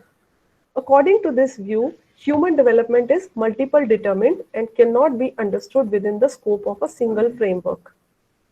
That means that our entire lifespan is responsible for growth and development. Entire lifespan means that how the world is growing, how the changes are taking place, how is our personality developed, what kind of relationships we develop in our entire lifespan, or what kind of achievement motivation do we get right from childhood to adulthood. तो development किसी एक खास stage के लिए की वजह से पूरी जिंदगी में उसका असर रहे वो जरूरी नहीं. वो कहते हैं सारी लाइफ स्पैन को एक बहुत ही वाइडर पर्सपेक्टिव में हमें देखना पड़ता है. अब इस पर्सपेक्टिव को समझने के लिए एक और मॉडल आया, जैसे कि मैंने अभी आपको एंसवर्थ का अटैचमेंट मॉडल बताया था. अब एक और मॉडल आया, ये पॉल बेल्स ने लिया. इसका नाम होता है selective optimisation with compensation model, SOC. I repeat, selective optimisation with compensation model. अब इसके अंदर 3 टर्म्स आ गए अगर आप ध्यान से देखेंगे, सेलेक्टिव, ऑप्टिमाइजेशन एंड कंपनसेशन. 3 आ गए ना वर्ड्स. तो पहला सेलेक्टिव या सिलेक्शन. सिलेक्शन का मतलब है कि हम चूज करें गोल्स को, अपने हमारे लाइफ के क्या गोल्स हैं, क्या टास्क है हमें परफॉर्म करने हैं. ऑप्टिमाइजेशन और कंपनसेशन का, ऑप्टिमाइजेशन मतलब हम उसके लिए एफर्ट्स करें, और कंपनसेशन का मतलब होता है कि अगर हमारे वो एफर्ट्स जो है वो सफिशिएंट नहीं है तो हम किसी और तरीके से उसको कंपनसेट करने की कोशिश करें. जैसे मान लीजिए कोई बच्चा पढ़ाई में बहुत अच्छा नहीं है तो वो स्पोर्ट्स में अपने आप को कंपनसेट करता है, उसकी डेवलपमेंट स्पोर्ट्स में निकल आती है. और ऐसा जरूरी भी नहीं है कि पढ़ाई में नहीं अच्छा इसीलिए स्पोर्ट्स में, कई बच्चे बाय चॉइस स्पोर्ट्स में जाते हैं. So it is called selective optimisation with compensation model. ठीक है, अब हम इस मॉडल को अच्छे से समझने की कोशिश करते हैं एग्जाम्पल के थ्रू. देखिए, अगर आपने जब भी ये सब्जेक्ट पढ़ना है, चाइल्डहुड एंड ग्रोइंग अप, क्योंकि चाइल्डहुड है और वो ग्रो कर रहा है पूरी थ्रू आउट लाइफ, उसको जब भी हमने किसी भी एस्पेक्ट को समझना है, उसको अगर हम एग्जांपल्स के थ्रू समझेंगे तो वो चीज जो है हमारे माइंड में बेटर फिक्स होती है. तो अब हम एक एग्जांपल लेते हैं. मान लीजिए एक बच्चे का एम्बिशन है कि उसने डॉक्टर बनना है. अब उसका एम्बिशन, उसका गोल फिक्स है, उसने सेलेक्ट किया है ये. So this process is known as selection. अब वो क्या करेगा, डॉक्टर बनना है तो उसने क्या पढ़ाई करनी है, मेडिकल की पढ़ाई करनी है. उसने सब्जेक्ट्स कौन से लेने हैं, फिजिक्स, केमिस्ट्री, बायोलॉजी लेनी है. So he has to score good marks in all the subjects which are required to become a doctor. और कोई ट्यूशंस भी लेगा इस चक्कर में. अब अगर उसे लग रहा है, ये ऑप्टिमाइजेशन कहलाता है, देन सपोज उसकी अभी भी एफर्ट्स जो है वो सफिशिएंट नहीं लग रहे हैं उसको, और उसको एडिशनली कुछ और एफर्ट करने की जरूरत है, तो वो जैसे मैंने अभी बताया कोई कोचिंग क्लासेस ज्वाइन कर सकता है, या एडिशनल रीडिंग्स करे, या कोई असाइनमेंट्स सॉल्व करे जिससे कि उसकी नॉलेज और बढ़े. तो ये कंपनसेशन कहलाता है. तो selection, SOC, selection, optimisation and compensation, they govern the development of the child. I hope ये तीनों प्रोसेस जो है आप लोगों को क्लियर हो गए होंगे. तो अब हम इसको लाइफ स्पैन पर्सपेक्टिव को एग्जांपल्स के थ्रू समझने की कोशिश करते हैं, और जो हमने प्रिंसिपल्स पहले पढ़े थे उन प्रिंसिपल्स को एक एक करके ले करके चले कि कैसे हमारे लाइफ स्पैन में फिट होते हैं. तो पहला, अगर जैसे कि हमने बात की थी ना, development is a life long process, continuous process है. तो अब इसमें मेन आइडिया क्या है कि चाइल्डहुड जो है वो मेन पीरियड है, पर ऐसा नहीं है. हर पीरियड, लाइफ स्पैन पर्सपेक्टिव क्या कहता है, नहीं, सिर्फ एक पीरियड नहीं इंपॉर्टेंट है. लाइफ लॉन्ग है तो हर पीरियड इंपॉर्टेंट है, चाहे वो छोटेपन की स्टेज हो, चाहे वो एडोलेसेंट स्टेज हो, अडल्टहुड स्टेज हो, एंटायर लाइफ स्पैन. तो जैसे मान लीजिए एक स्पिरिचुअल डेवलपमेंट है. अब आप क्या कहेंगे, क्या ये छोटे बच्चों के स्पिरिचुअल डेवलपमेंट हो रही है? नहीं हो रही ना. So that means it is taking place at different stages of at an old stage. So entire lifespan has to be considered to see the development, to study the development of a person. You cannot say one stage is more important than the other. All stages are equally important. Then the second feature is that development is multidimensional. Multidimensional means जैसे मैंने बताया कि आपका जो different dimensions है, physical, social, cognitive, they change with passage of time and one area affects the other. अब multidimensional है, जैसे मैंने बताया था principle of inter relation and interdependence. So that means some dimensions जो है इसमें कई बार एक्सपैंड करते हैं और कई डायमेंशंस जो है इतने अच्छे ग्रो नहीं करते. लाइक फॉर एग्जांपल किसी की फिजिकल डेवलपमेंट तो बहुत अच्छी हो रही है, पर मेंटल डेवलपमेंट बहुत ज्यादा जरूरी नहीं है कि बहुत अच्छी हो रही हो. Although there is a famous saying that a sound a healthy body lives in a healthy mind or a healthy mind lives in a healthy body. So that means it is not always true कि हमेशा ही ऐसा होगा. तो जैसे आपकी memory है, इसके examples हैं मेमोरी, थिंकिंग, इंटेलिजेंस या अटेंशन, इंफॉर्मेशन प्रोसेसिंग. ये हमारे कॉग्निटिव के डायमेंशंस हैं, कॉग्निटिव बिहेवियर के. So development is multidimensional. Then development is characterized by lifelong plasticity. Plasticity का मतलब होता है capacity to change in response to positive or negative environmental influences. How we try to mold ourselves. Plasticity, flexibility. हम अपने वातावरण के हिसाब से अपने आप को किस तरीके से मॉडिफाई करते हैं ताकि हम नई नई स्किल्स को सीख सकें और अपनी एबिलिटी को इम्प्रूव कर सकें. जैसे फॉर एग्जांपल आपने बुजुर्गों में देखा होगा अक्सर कि वो अपना टाइम को स्पेंड करने के लिए कई बार गेम्स खेलते हैं. कोई चेस खेलता है, कोई कार्ड्स खेलता है, या कोई स्पिरिचुअल बुक्स को पढ़ता है. इन सब चीजों से क्या होता है, उनकी जो ये अल्जाइमर्स जो कई बार बुजुर्गों में देखी जाती है, भूलने की बीमारी, तो वो चीजें डिले हो जाती हैं और कई बार लोगों को आती ही नहीं अगर हम अपने माइंड को एक्टिव रखें. देखिए, अगर आप अपने शरीर को इनएक्टिव कर दीजिए, एक जगह पड़ा रहेगा तो वो पड़ा पड़ा तो खराब हो जाएगा. इसी तरह आपका माइंड भी है, माइंड को भी खराब नहीं होने देना. एक तरफ पड़ा रहेगा तो वो भी खराब हो जाएगा. Then comes development is the result of multiple causation. ये डेवलपमेंट का एक वजह नहीं है, मल्टीपल है. मतलब हमें अगर हम जिंदगी को भी देखें तो हर चीज में आपको मल्टीपल पर्सपेक्टिव्स को वेलकम करना चाहिए. हर प्रॉब्लम का एक हल नहीं होता, हर प्रॉब्लम के कई समाधान होते हैं. हमें चूज करना है कि कौन सा बेस्ट सोल्यूशन है. आप अगर ये कहो कि इस प्रॉब्लम का कोई सोल्यूशन नहीं, ऐसा नहीं है. अगर प्रॉब्लम है तो उसका सोल्यूशन भी है. तो जितने भी हमारे एक्सटर्नल और इंटरनल फोर्सेस होते हैं, चाहे वो बायोलॉजिकल हो या एनवायरमेंटल हो फोर्सेस, वो सारे जो है डेवलपमेंट को कॉज करते हैं. और जैसे मैंने इसका एक बड़ा अच्छा एग्जांपल है कि अगर आप ट्विंस में देख लीजिए, एक समय पर एक ही फीचर्स, एक ही जैसी शक्ल, सूरत, सब कुछ होते हुए भी दोनों की डेवलपमेंट फर्क होती है, क्योंकि मल्टीपल रीजंस हैं उनके. एक ही रीजन नहीं है कि वो एक ही टाइम पे पैदा हो गए. तो मुझे ये बताइए कि जो लोग ये कहते हैं कि ये अगर एक ही टाइम पे पैदा हुए हैं तो इनका सेम ही सब कुछ है, एक ही ग्रह में पैदा हुए हैं, तो भी ये बच्चे अलग क्यों हो गए? फिर कहीं ना कहीं उसका कोई ना कोई और भी तो कॉज होगा ना. एनवायरनमेंट का इम्पैक्ट, या जिसमें वो ग्रो कर रहे हैं, या बच्चे का अपना नेचर, क्या ये चीजें कोई मायने नहीं रखती. इसी तरह से अगर दो परिवार में दो बच्चे पल रहे हैं, भाई बहन, या दो बहनें या दो भाई, तो उनकी भी डेवलपमेंट तो अलग है. या घर में कोई अगर एक डिफरेंटली एबल्ड बच्चा पल रहा है और एक नॉर्मल बच्चा पल रहा है, तो उनकी भी तो अलग अलग एक्सपीरियंसेस होंगे. तो each of us has a different experience. So multiple causes are there which are responsible for the development. Then is understanding development requires multiple disciplines. देखिए, इसके अंदर मेन आइडिया ये है कि ह्यूमन डेवलपमेंट जो है वो वेरियस एस्पेक्ट्स जो है उसको गवर्न करते हैं, जैसे कि बायोकेमिकल रिएक्शन या हिस्टोरिकल इवेंट्स. तो that means we can say that development is more of interdisciplinary in nature.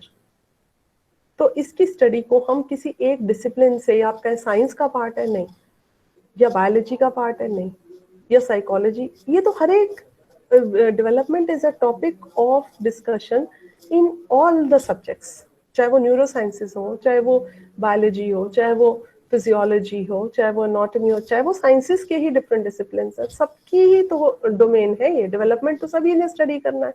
Psychologist के लिए भी इतना ही इम्पोर्टेंट है, एक हिस्टोरियन के लिए भी उतना ही इम्पोर्टेंट है।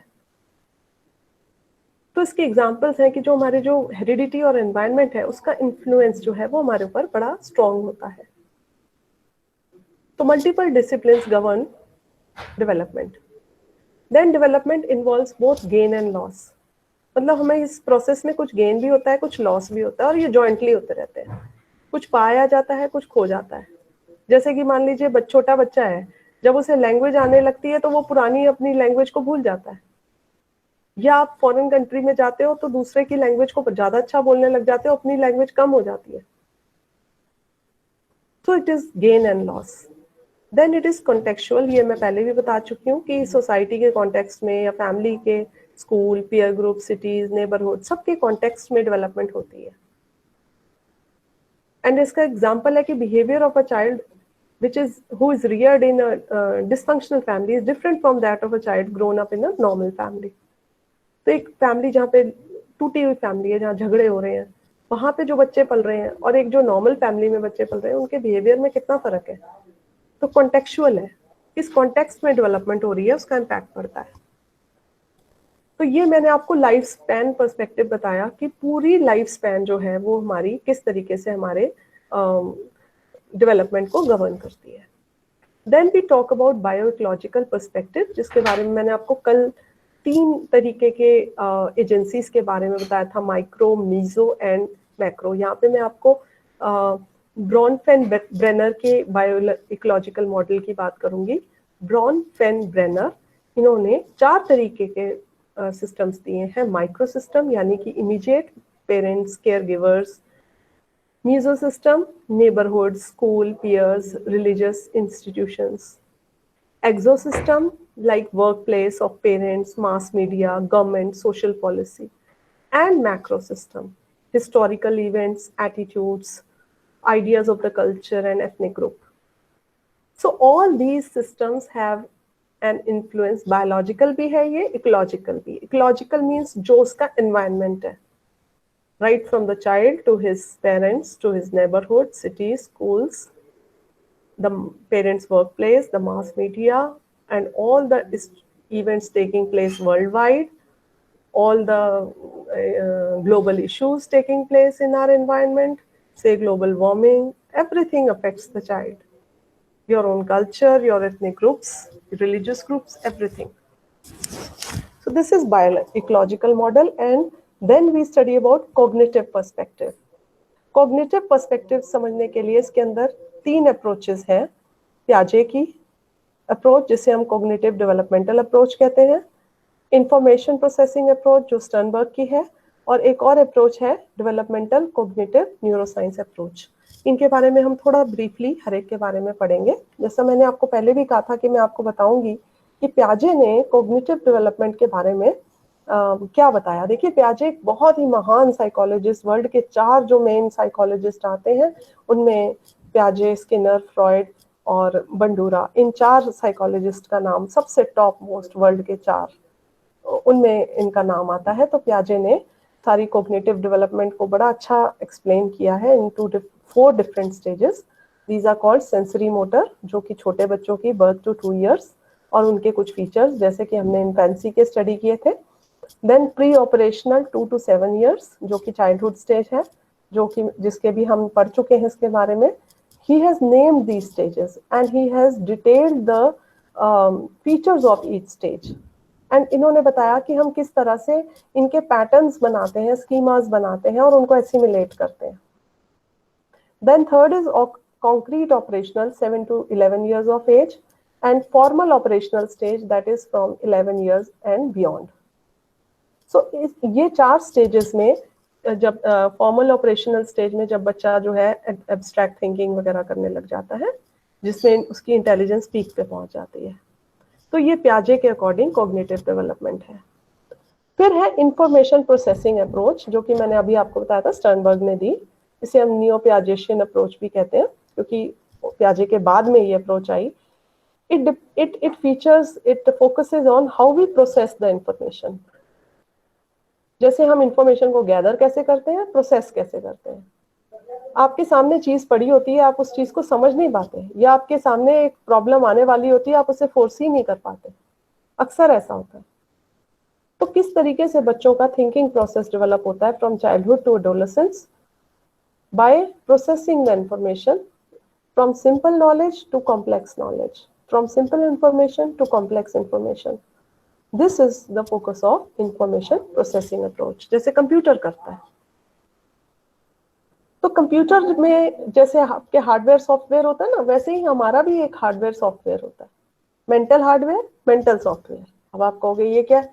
मेंटल हार्डवेयर जो है हमारे कोग्निटिव स्ट्रक्चर्स हैं, हमारी मेमोरीज हैं, जिसमें कि इंफॉर्मेशन स्टोर्ड है। जैसे कि आपकी डिस्क में या सीडी में इंफॉर्मेशन स्टोर्ड होती है, वैसे हमारी मेमोरीज में इंफॉर्मेशन स्टोर्ड है।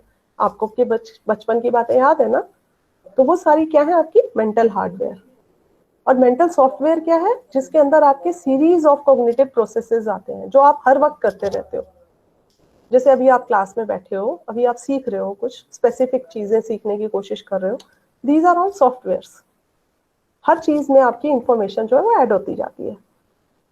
For example, if a student wants to do well in an exam, he must encode the information, store it in memory and then retrieve the information. जैसे computer कर रहा है ना, बस समझ लीजिए ह्यूमन ब्रेन भी कोई कंप्यूटर तो बहुत छोटी चीज है, पर इंसान का जो ब्रेन है उसी ने तो कंप्यूटर बना दिया ना। तो इंसान का जो ब्रेन है वो किस प्रकार से इंफॉर्मेशन को प्रोसेस करता है, ये हमारी कोग्निटिव डेवलपमेंट है। और तीसरी अप्रोच होती है cognitive neuroscience approach. Cognitive neuroscience approach Michael Gazzaniga इनके फादर ऑफ कॉग्निटिव न्यूरोसाइंस कहे जाते हैं।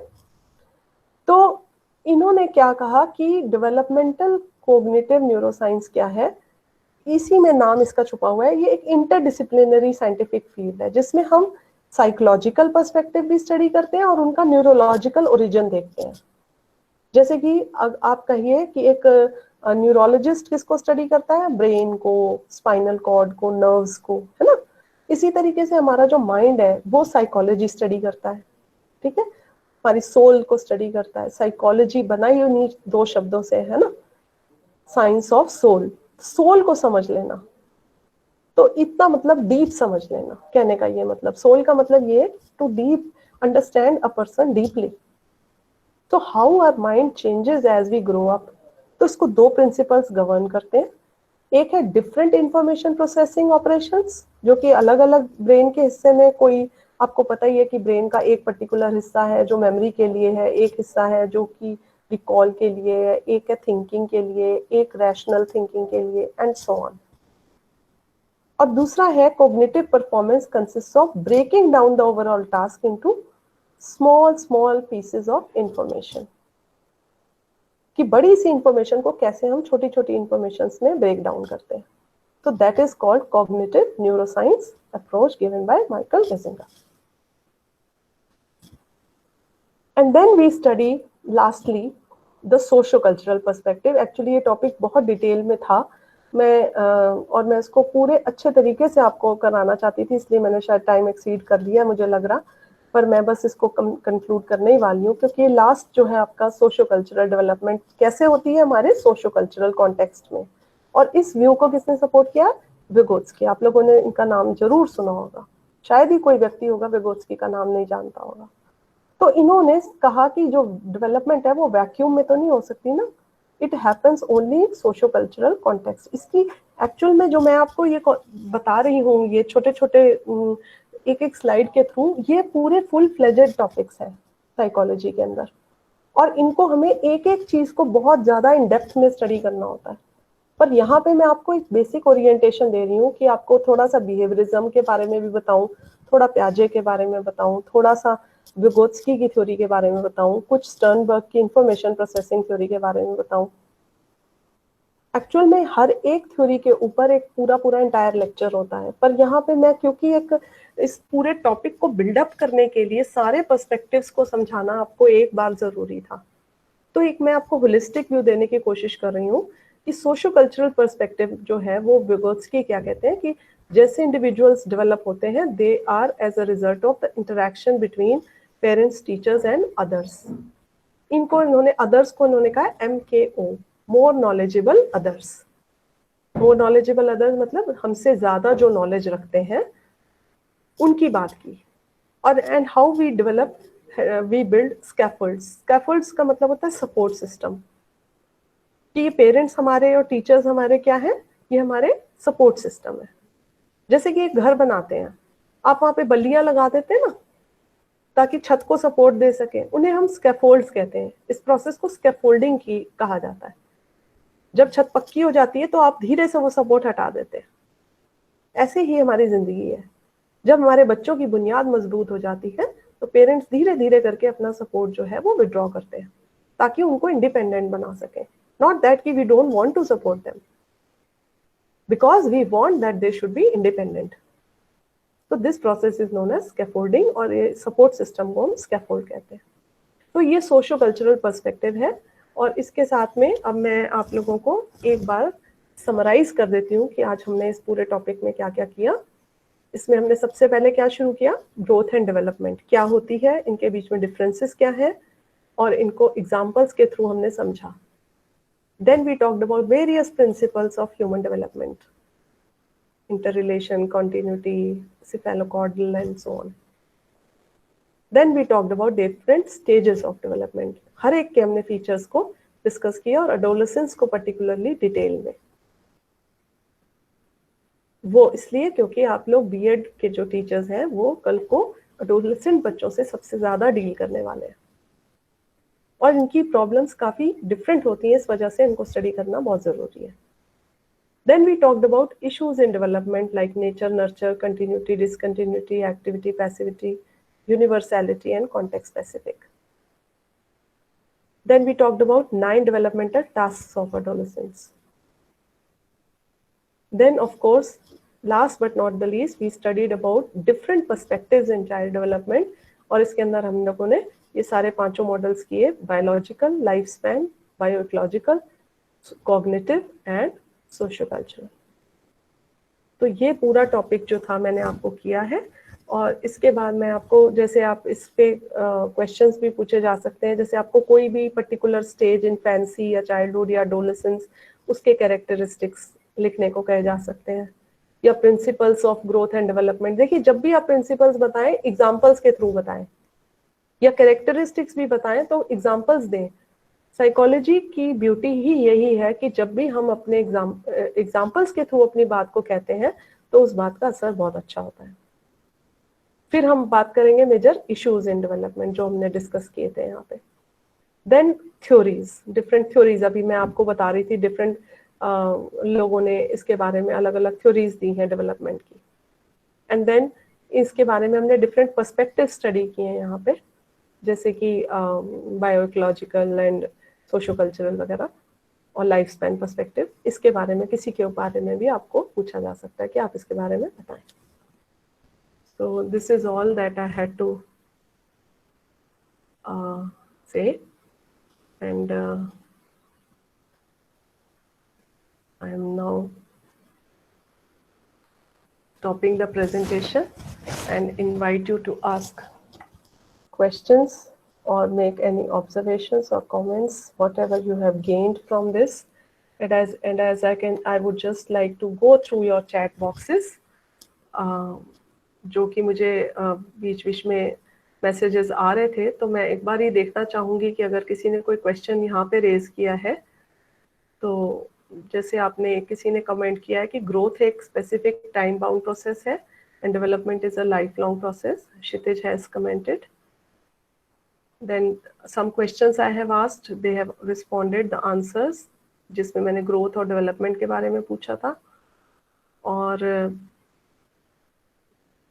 इंटेलेक्चुअल एंड कॉग्निटिव डेवलपमेंट के बारे में। और किसी ने रिमार्क किया, mother is the first teacher of the child, truly agreed. और हेरिडिटी और एनवायरनमेंट का, जैसे कि कहते हैं ना एडिशनल रिलेशनशिप नहीं होती, एक मल्टीप्लिकेशन है। जैसे कि किसी का एरिया निकालना है तो लेंथ और ब्रेथ को जोड़ते नहीं है, मल्टीप्लाई करते हैं, वैसे ही इन्होंने हेरिडिटी और एनवायरनमेंट को मल्टीप्लाई करके किस तरीके से एक डेवलपमेंट होती है उसको समराइज किया है। और कुछ लोग पूछ रहे हैं वर्कशॉप कब होगी, उसके बारे में मैं अभी आंसर करूंगी। और कुछ लोगों ने कमेंट्स दिए हैं, थैंक्स करा है, उसके लिए मैं आप लोगों की थैंक्स बोलूँ। हाँ जी, अब आपके जो क्वेश्चंस हैं, हाँ जी, पीपीटी प्रोवाइड हो सकती है। मैंने आपको पहले भी ये बताया कि ये जो हमारा जो व्हाट्सएप ग्रुप है इसके अंदर मैं आपको शेयर कर दूंगी। वैसे ये आपके इग्नू के नोट से ही हमने प्रेजेंटेशंस बनाई हैं, क्योंकि आपके इतने अच्छे नोट्स हैं ये इग्नू के, और मैं इनको बहुत अच्छा, not only for you but also for other BEd students मैं कंसल्ट करती हूँ। और चाइल्डहुड एंड ग्रोइंग अप एक मेरा मतलब, मैं very passionate about psychology and because मैं इस सब्जेक्ट को शुरुआत से पढ़ाती आई हूँ बीएड और एमएड, तो मुझे बहुत अच्छा लगता है ये सब्जेक्ट पढ़ाना। और हालांकि इसमें और भी 2 टॉपिक्स थे मैं कवर कर सकती थी, but due to paucity of time I could cover these 2 topics only. If you have any questions, you can ask, please.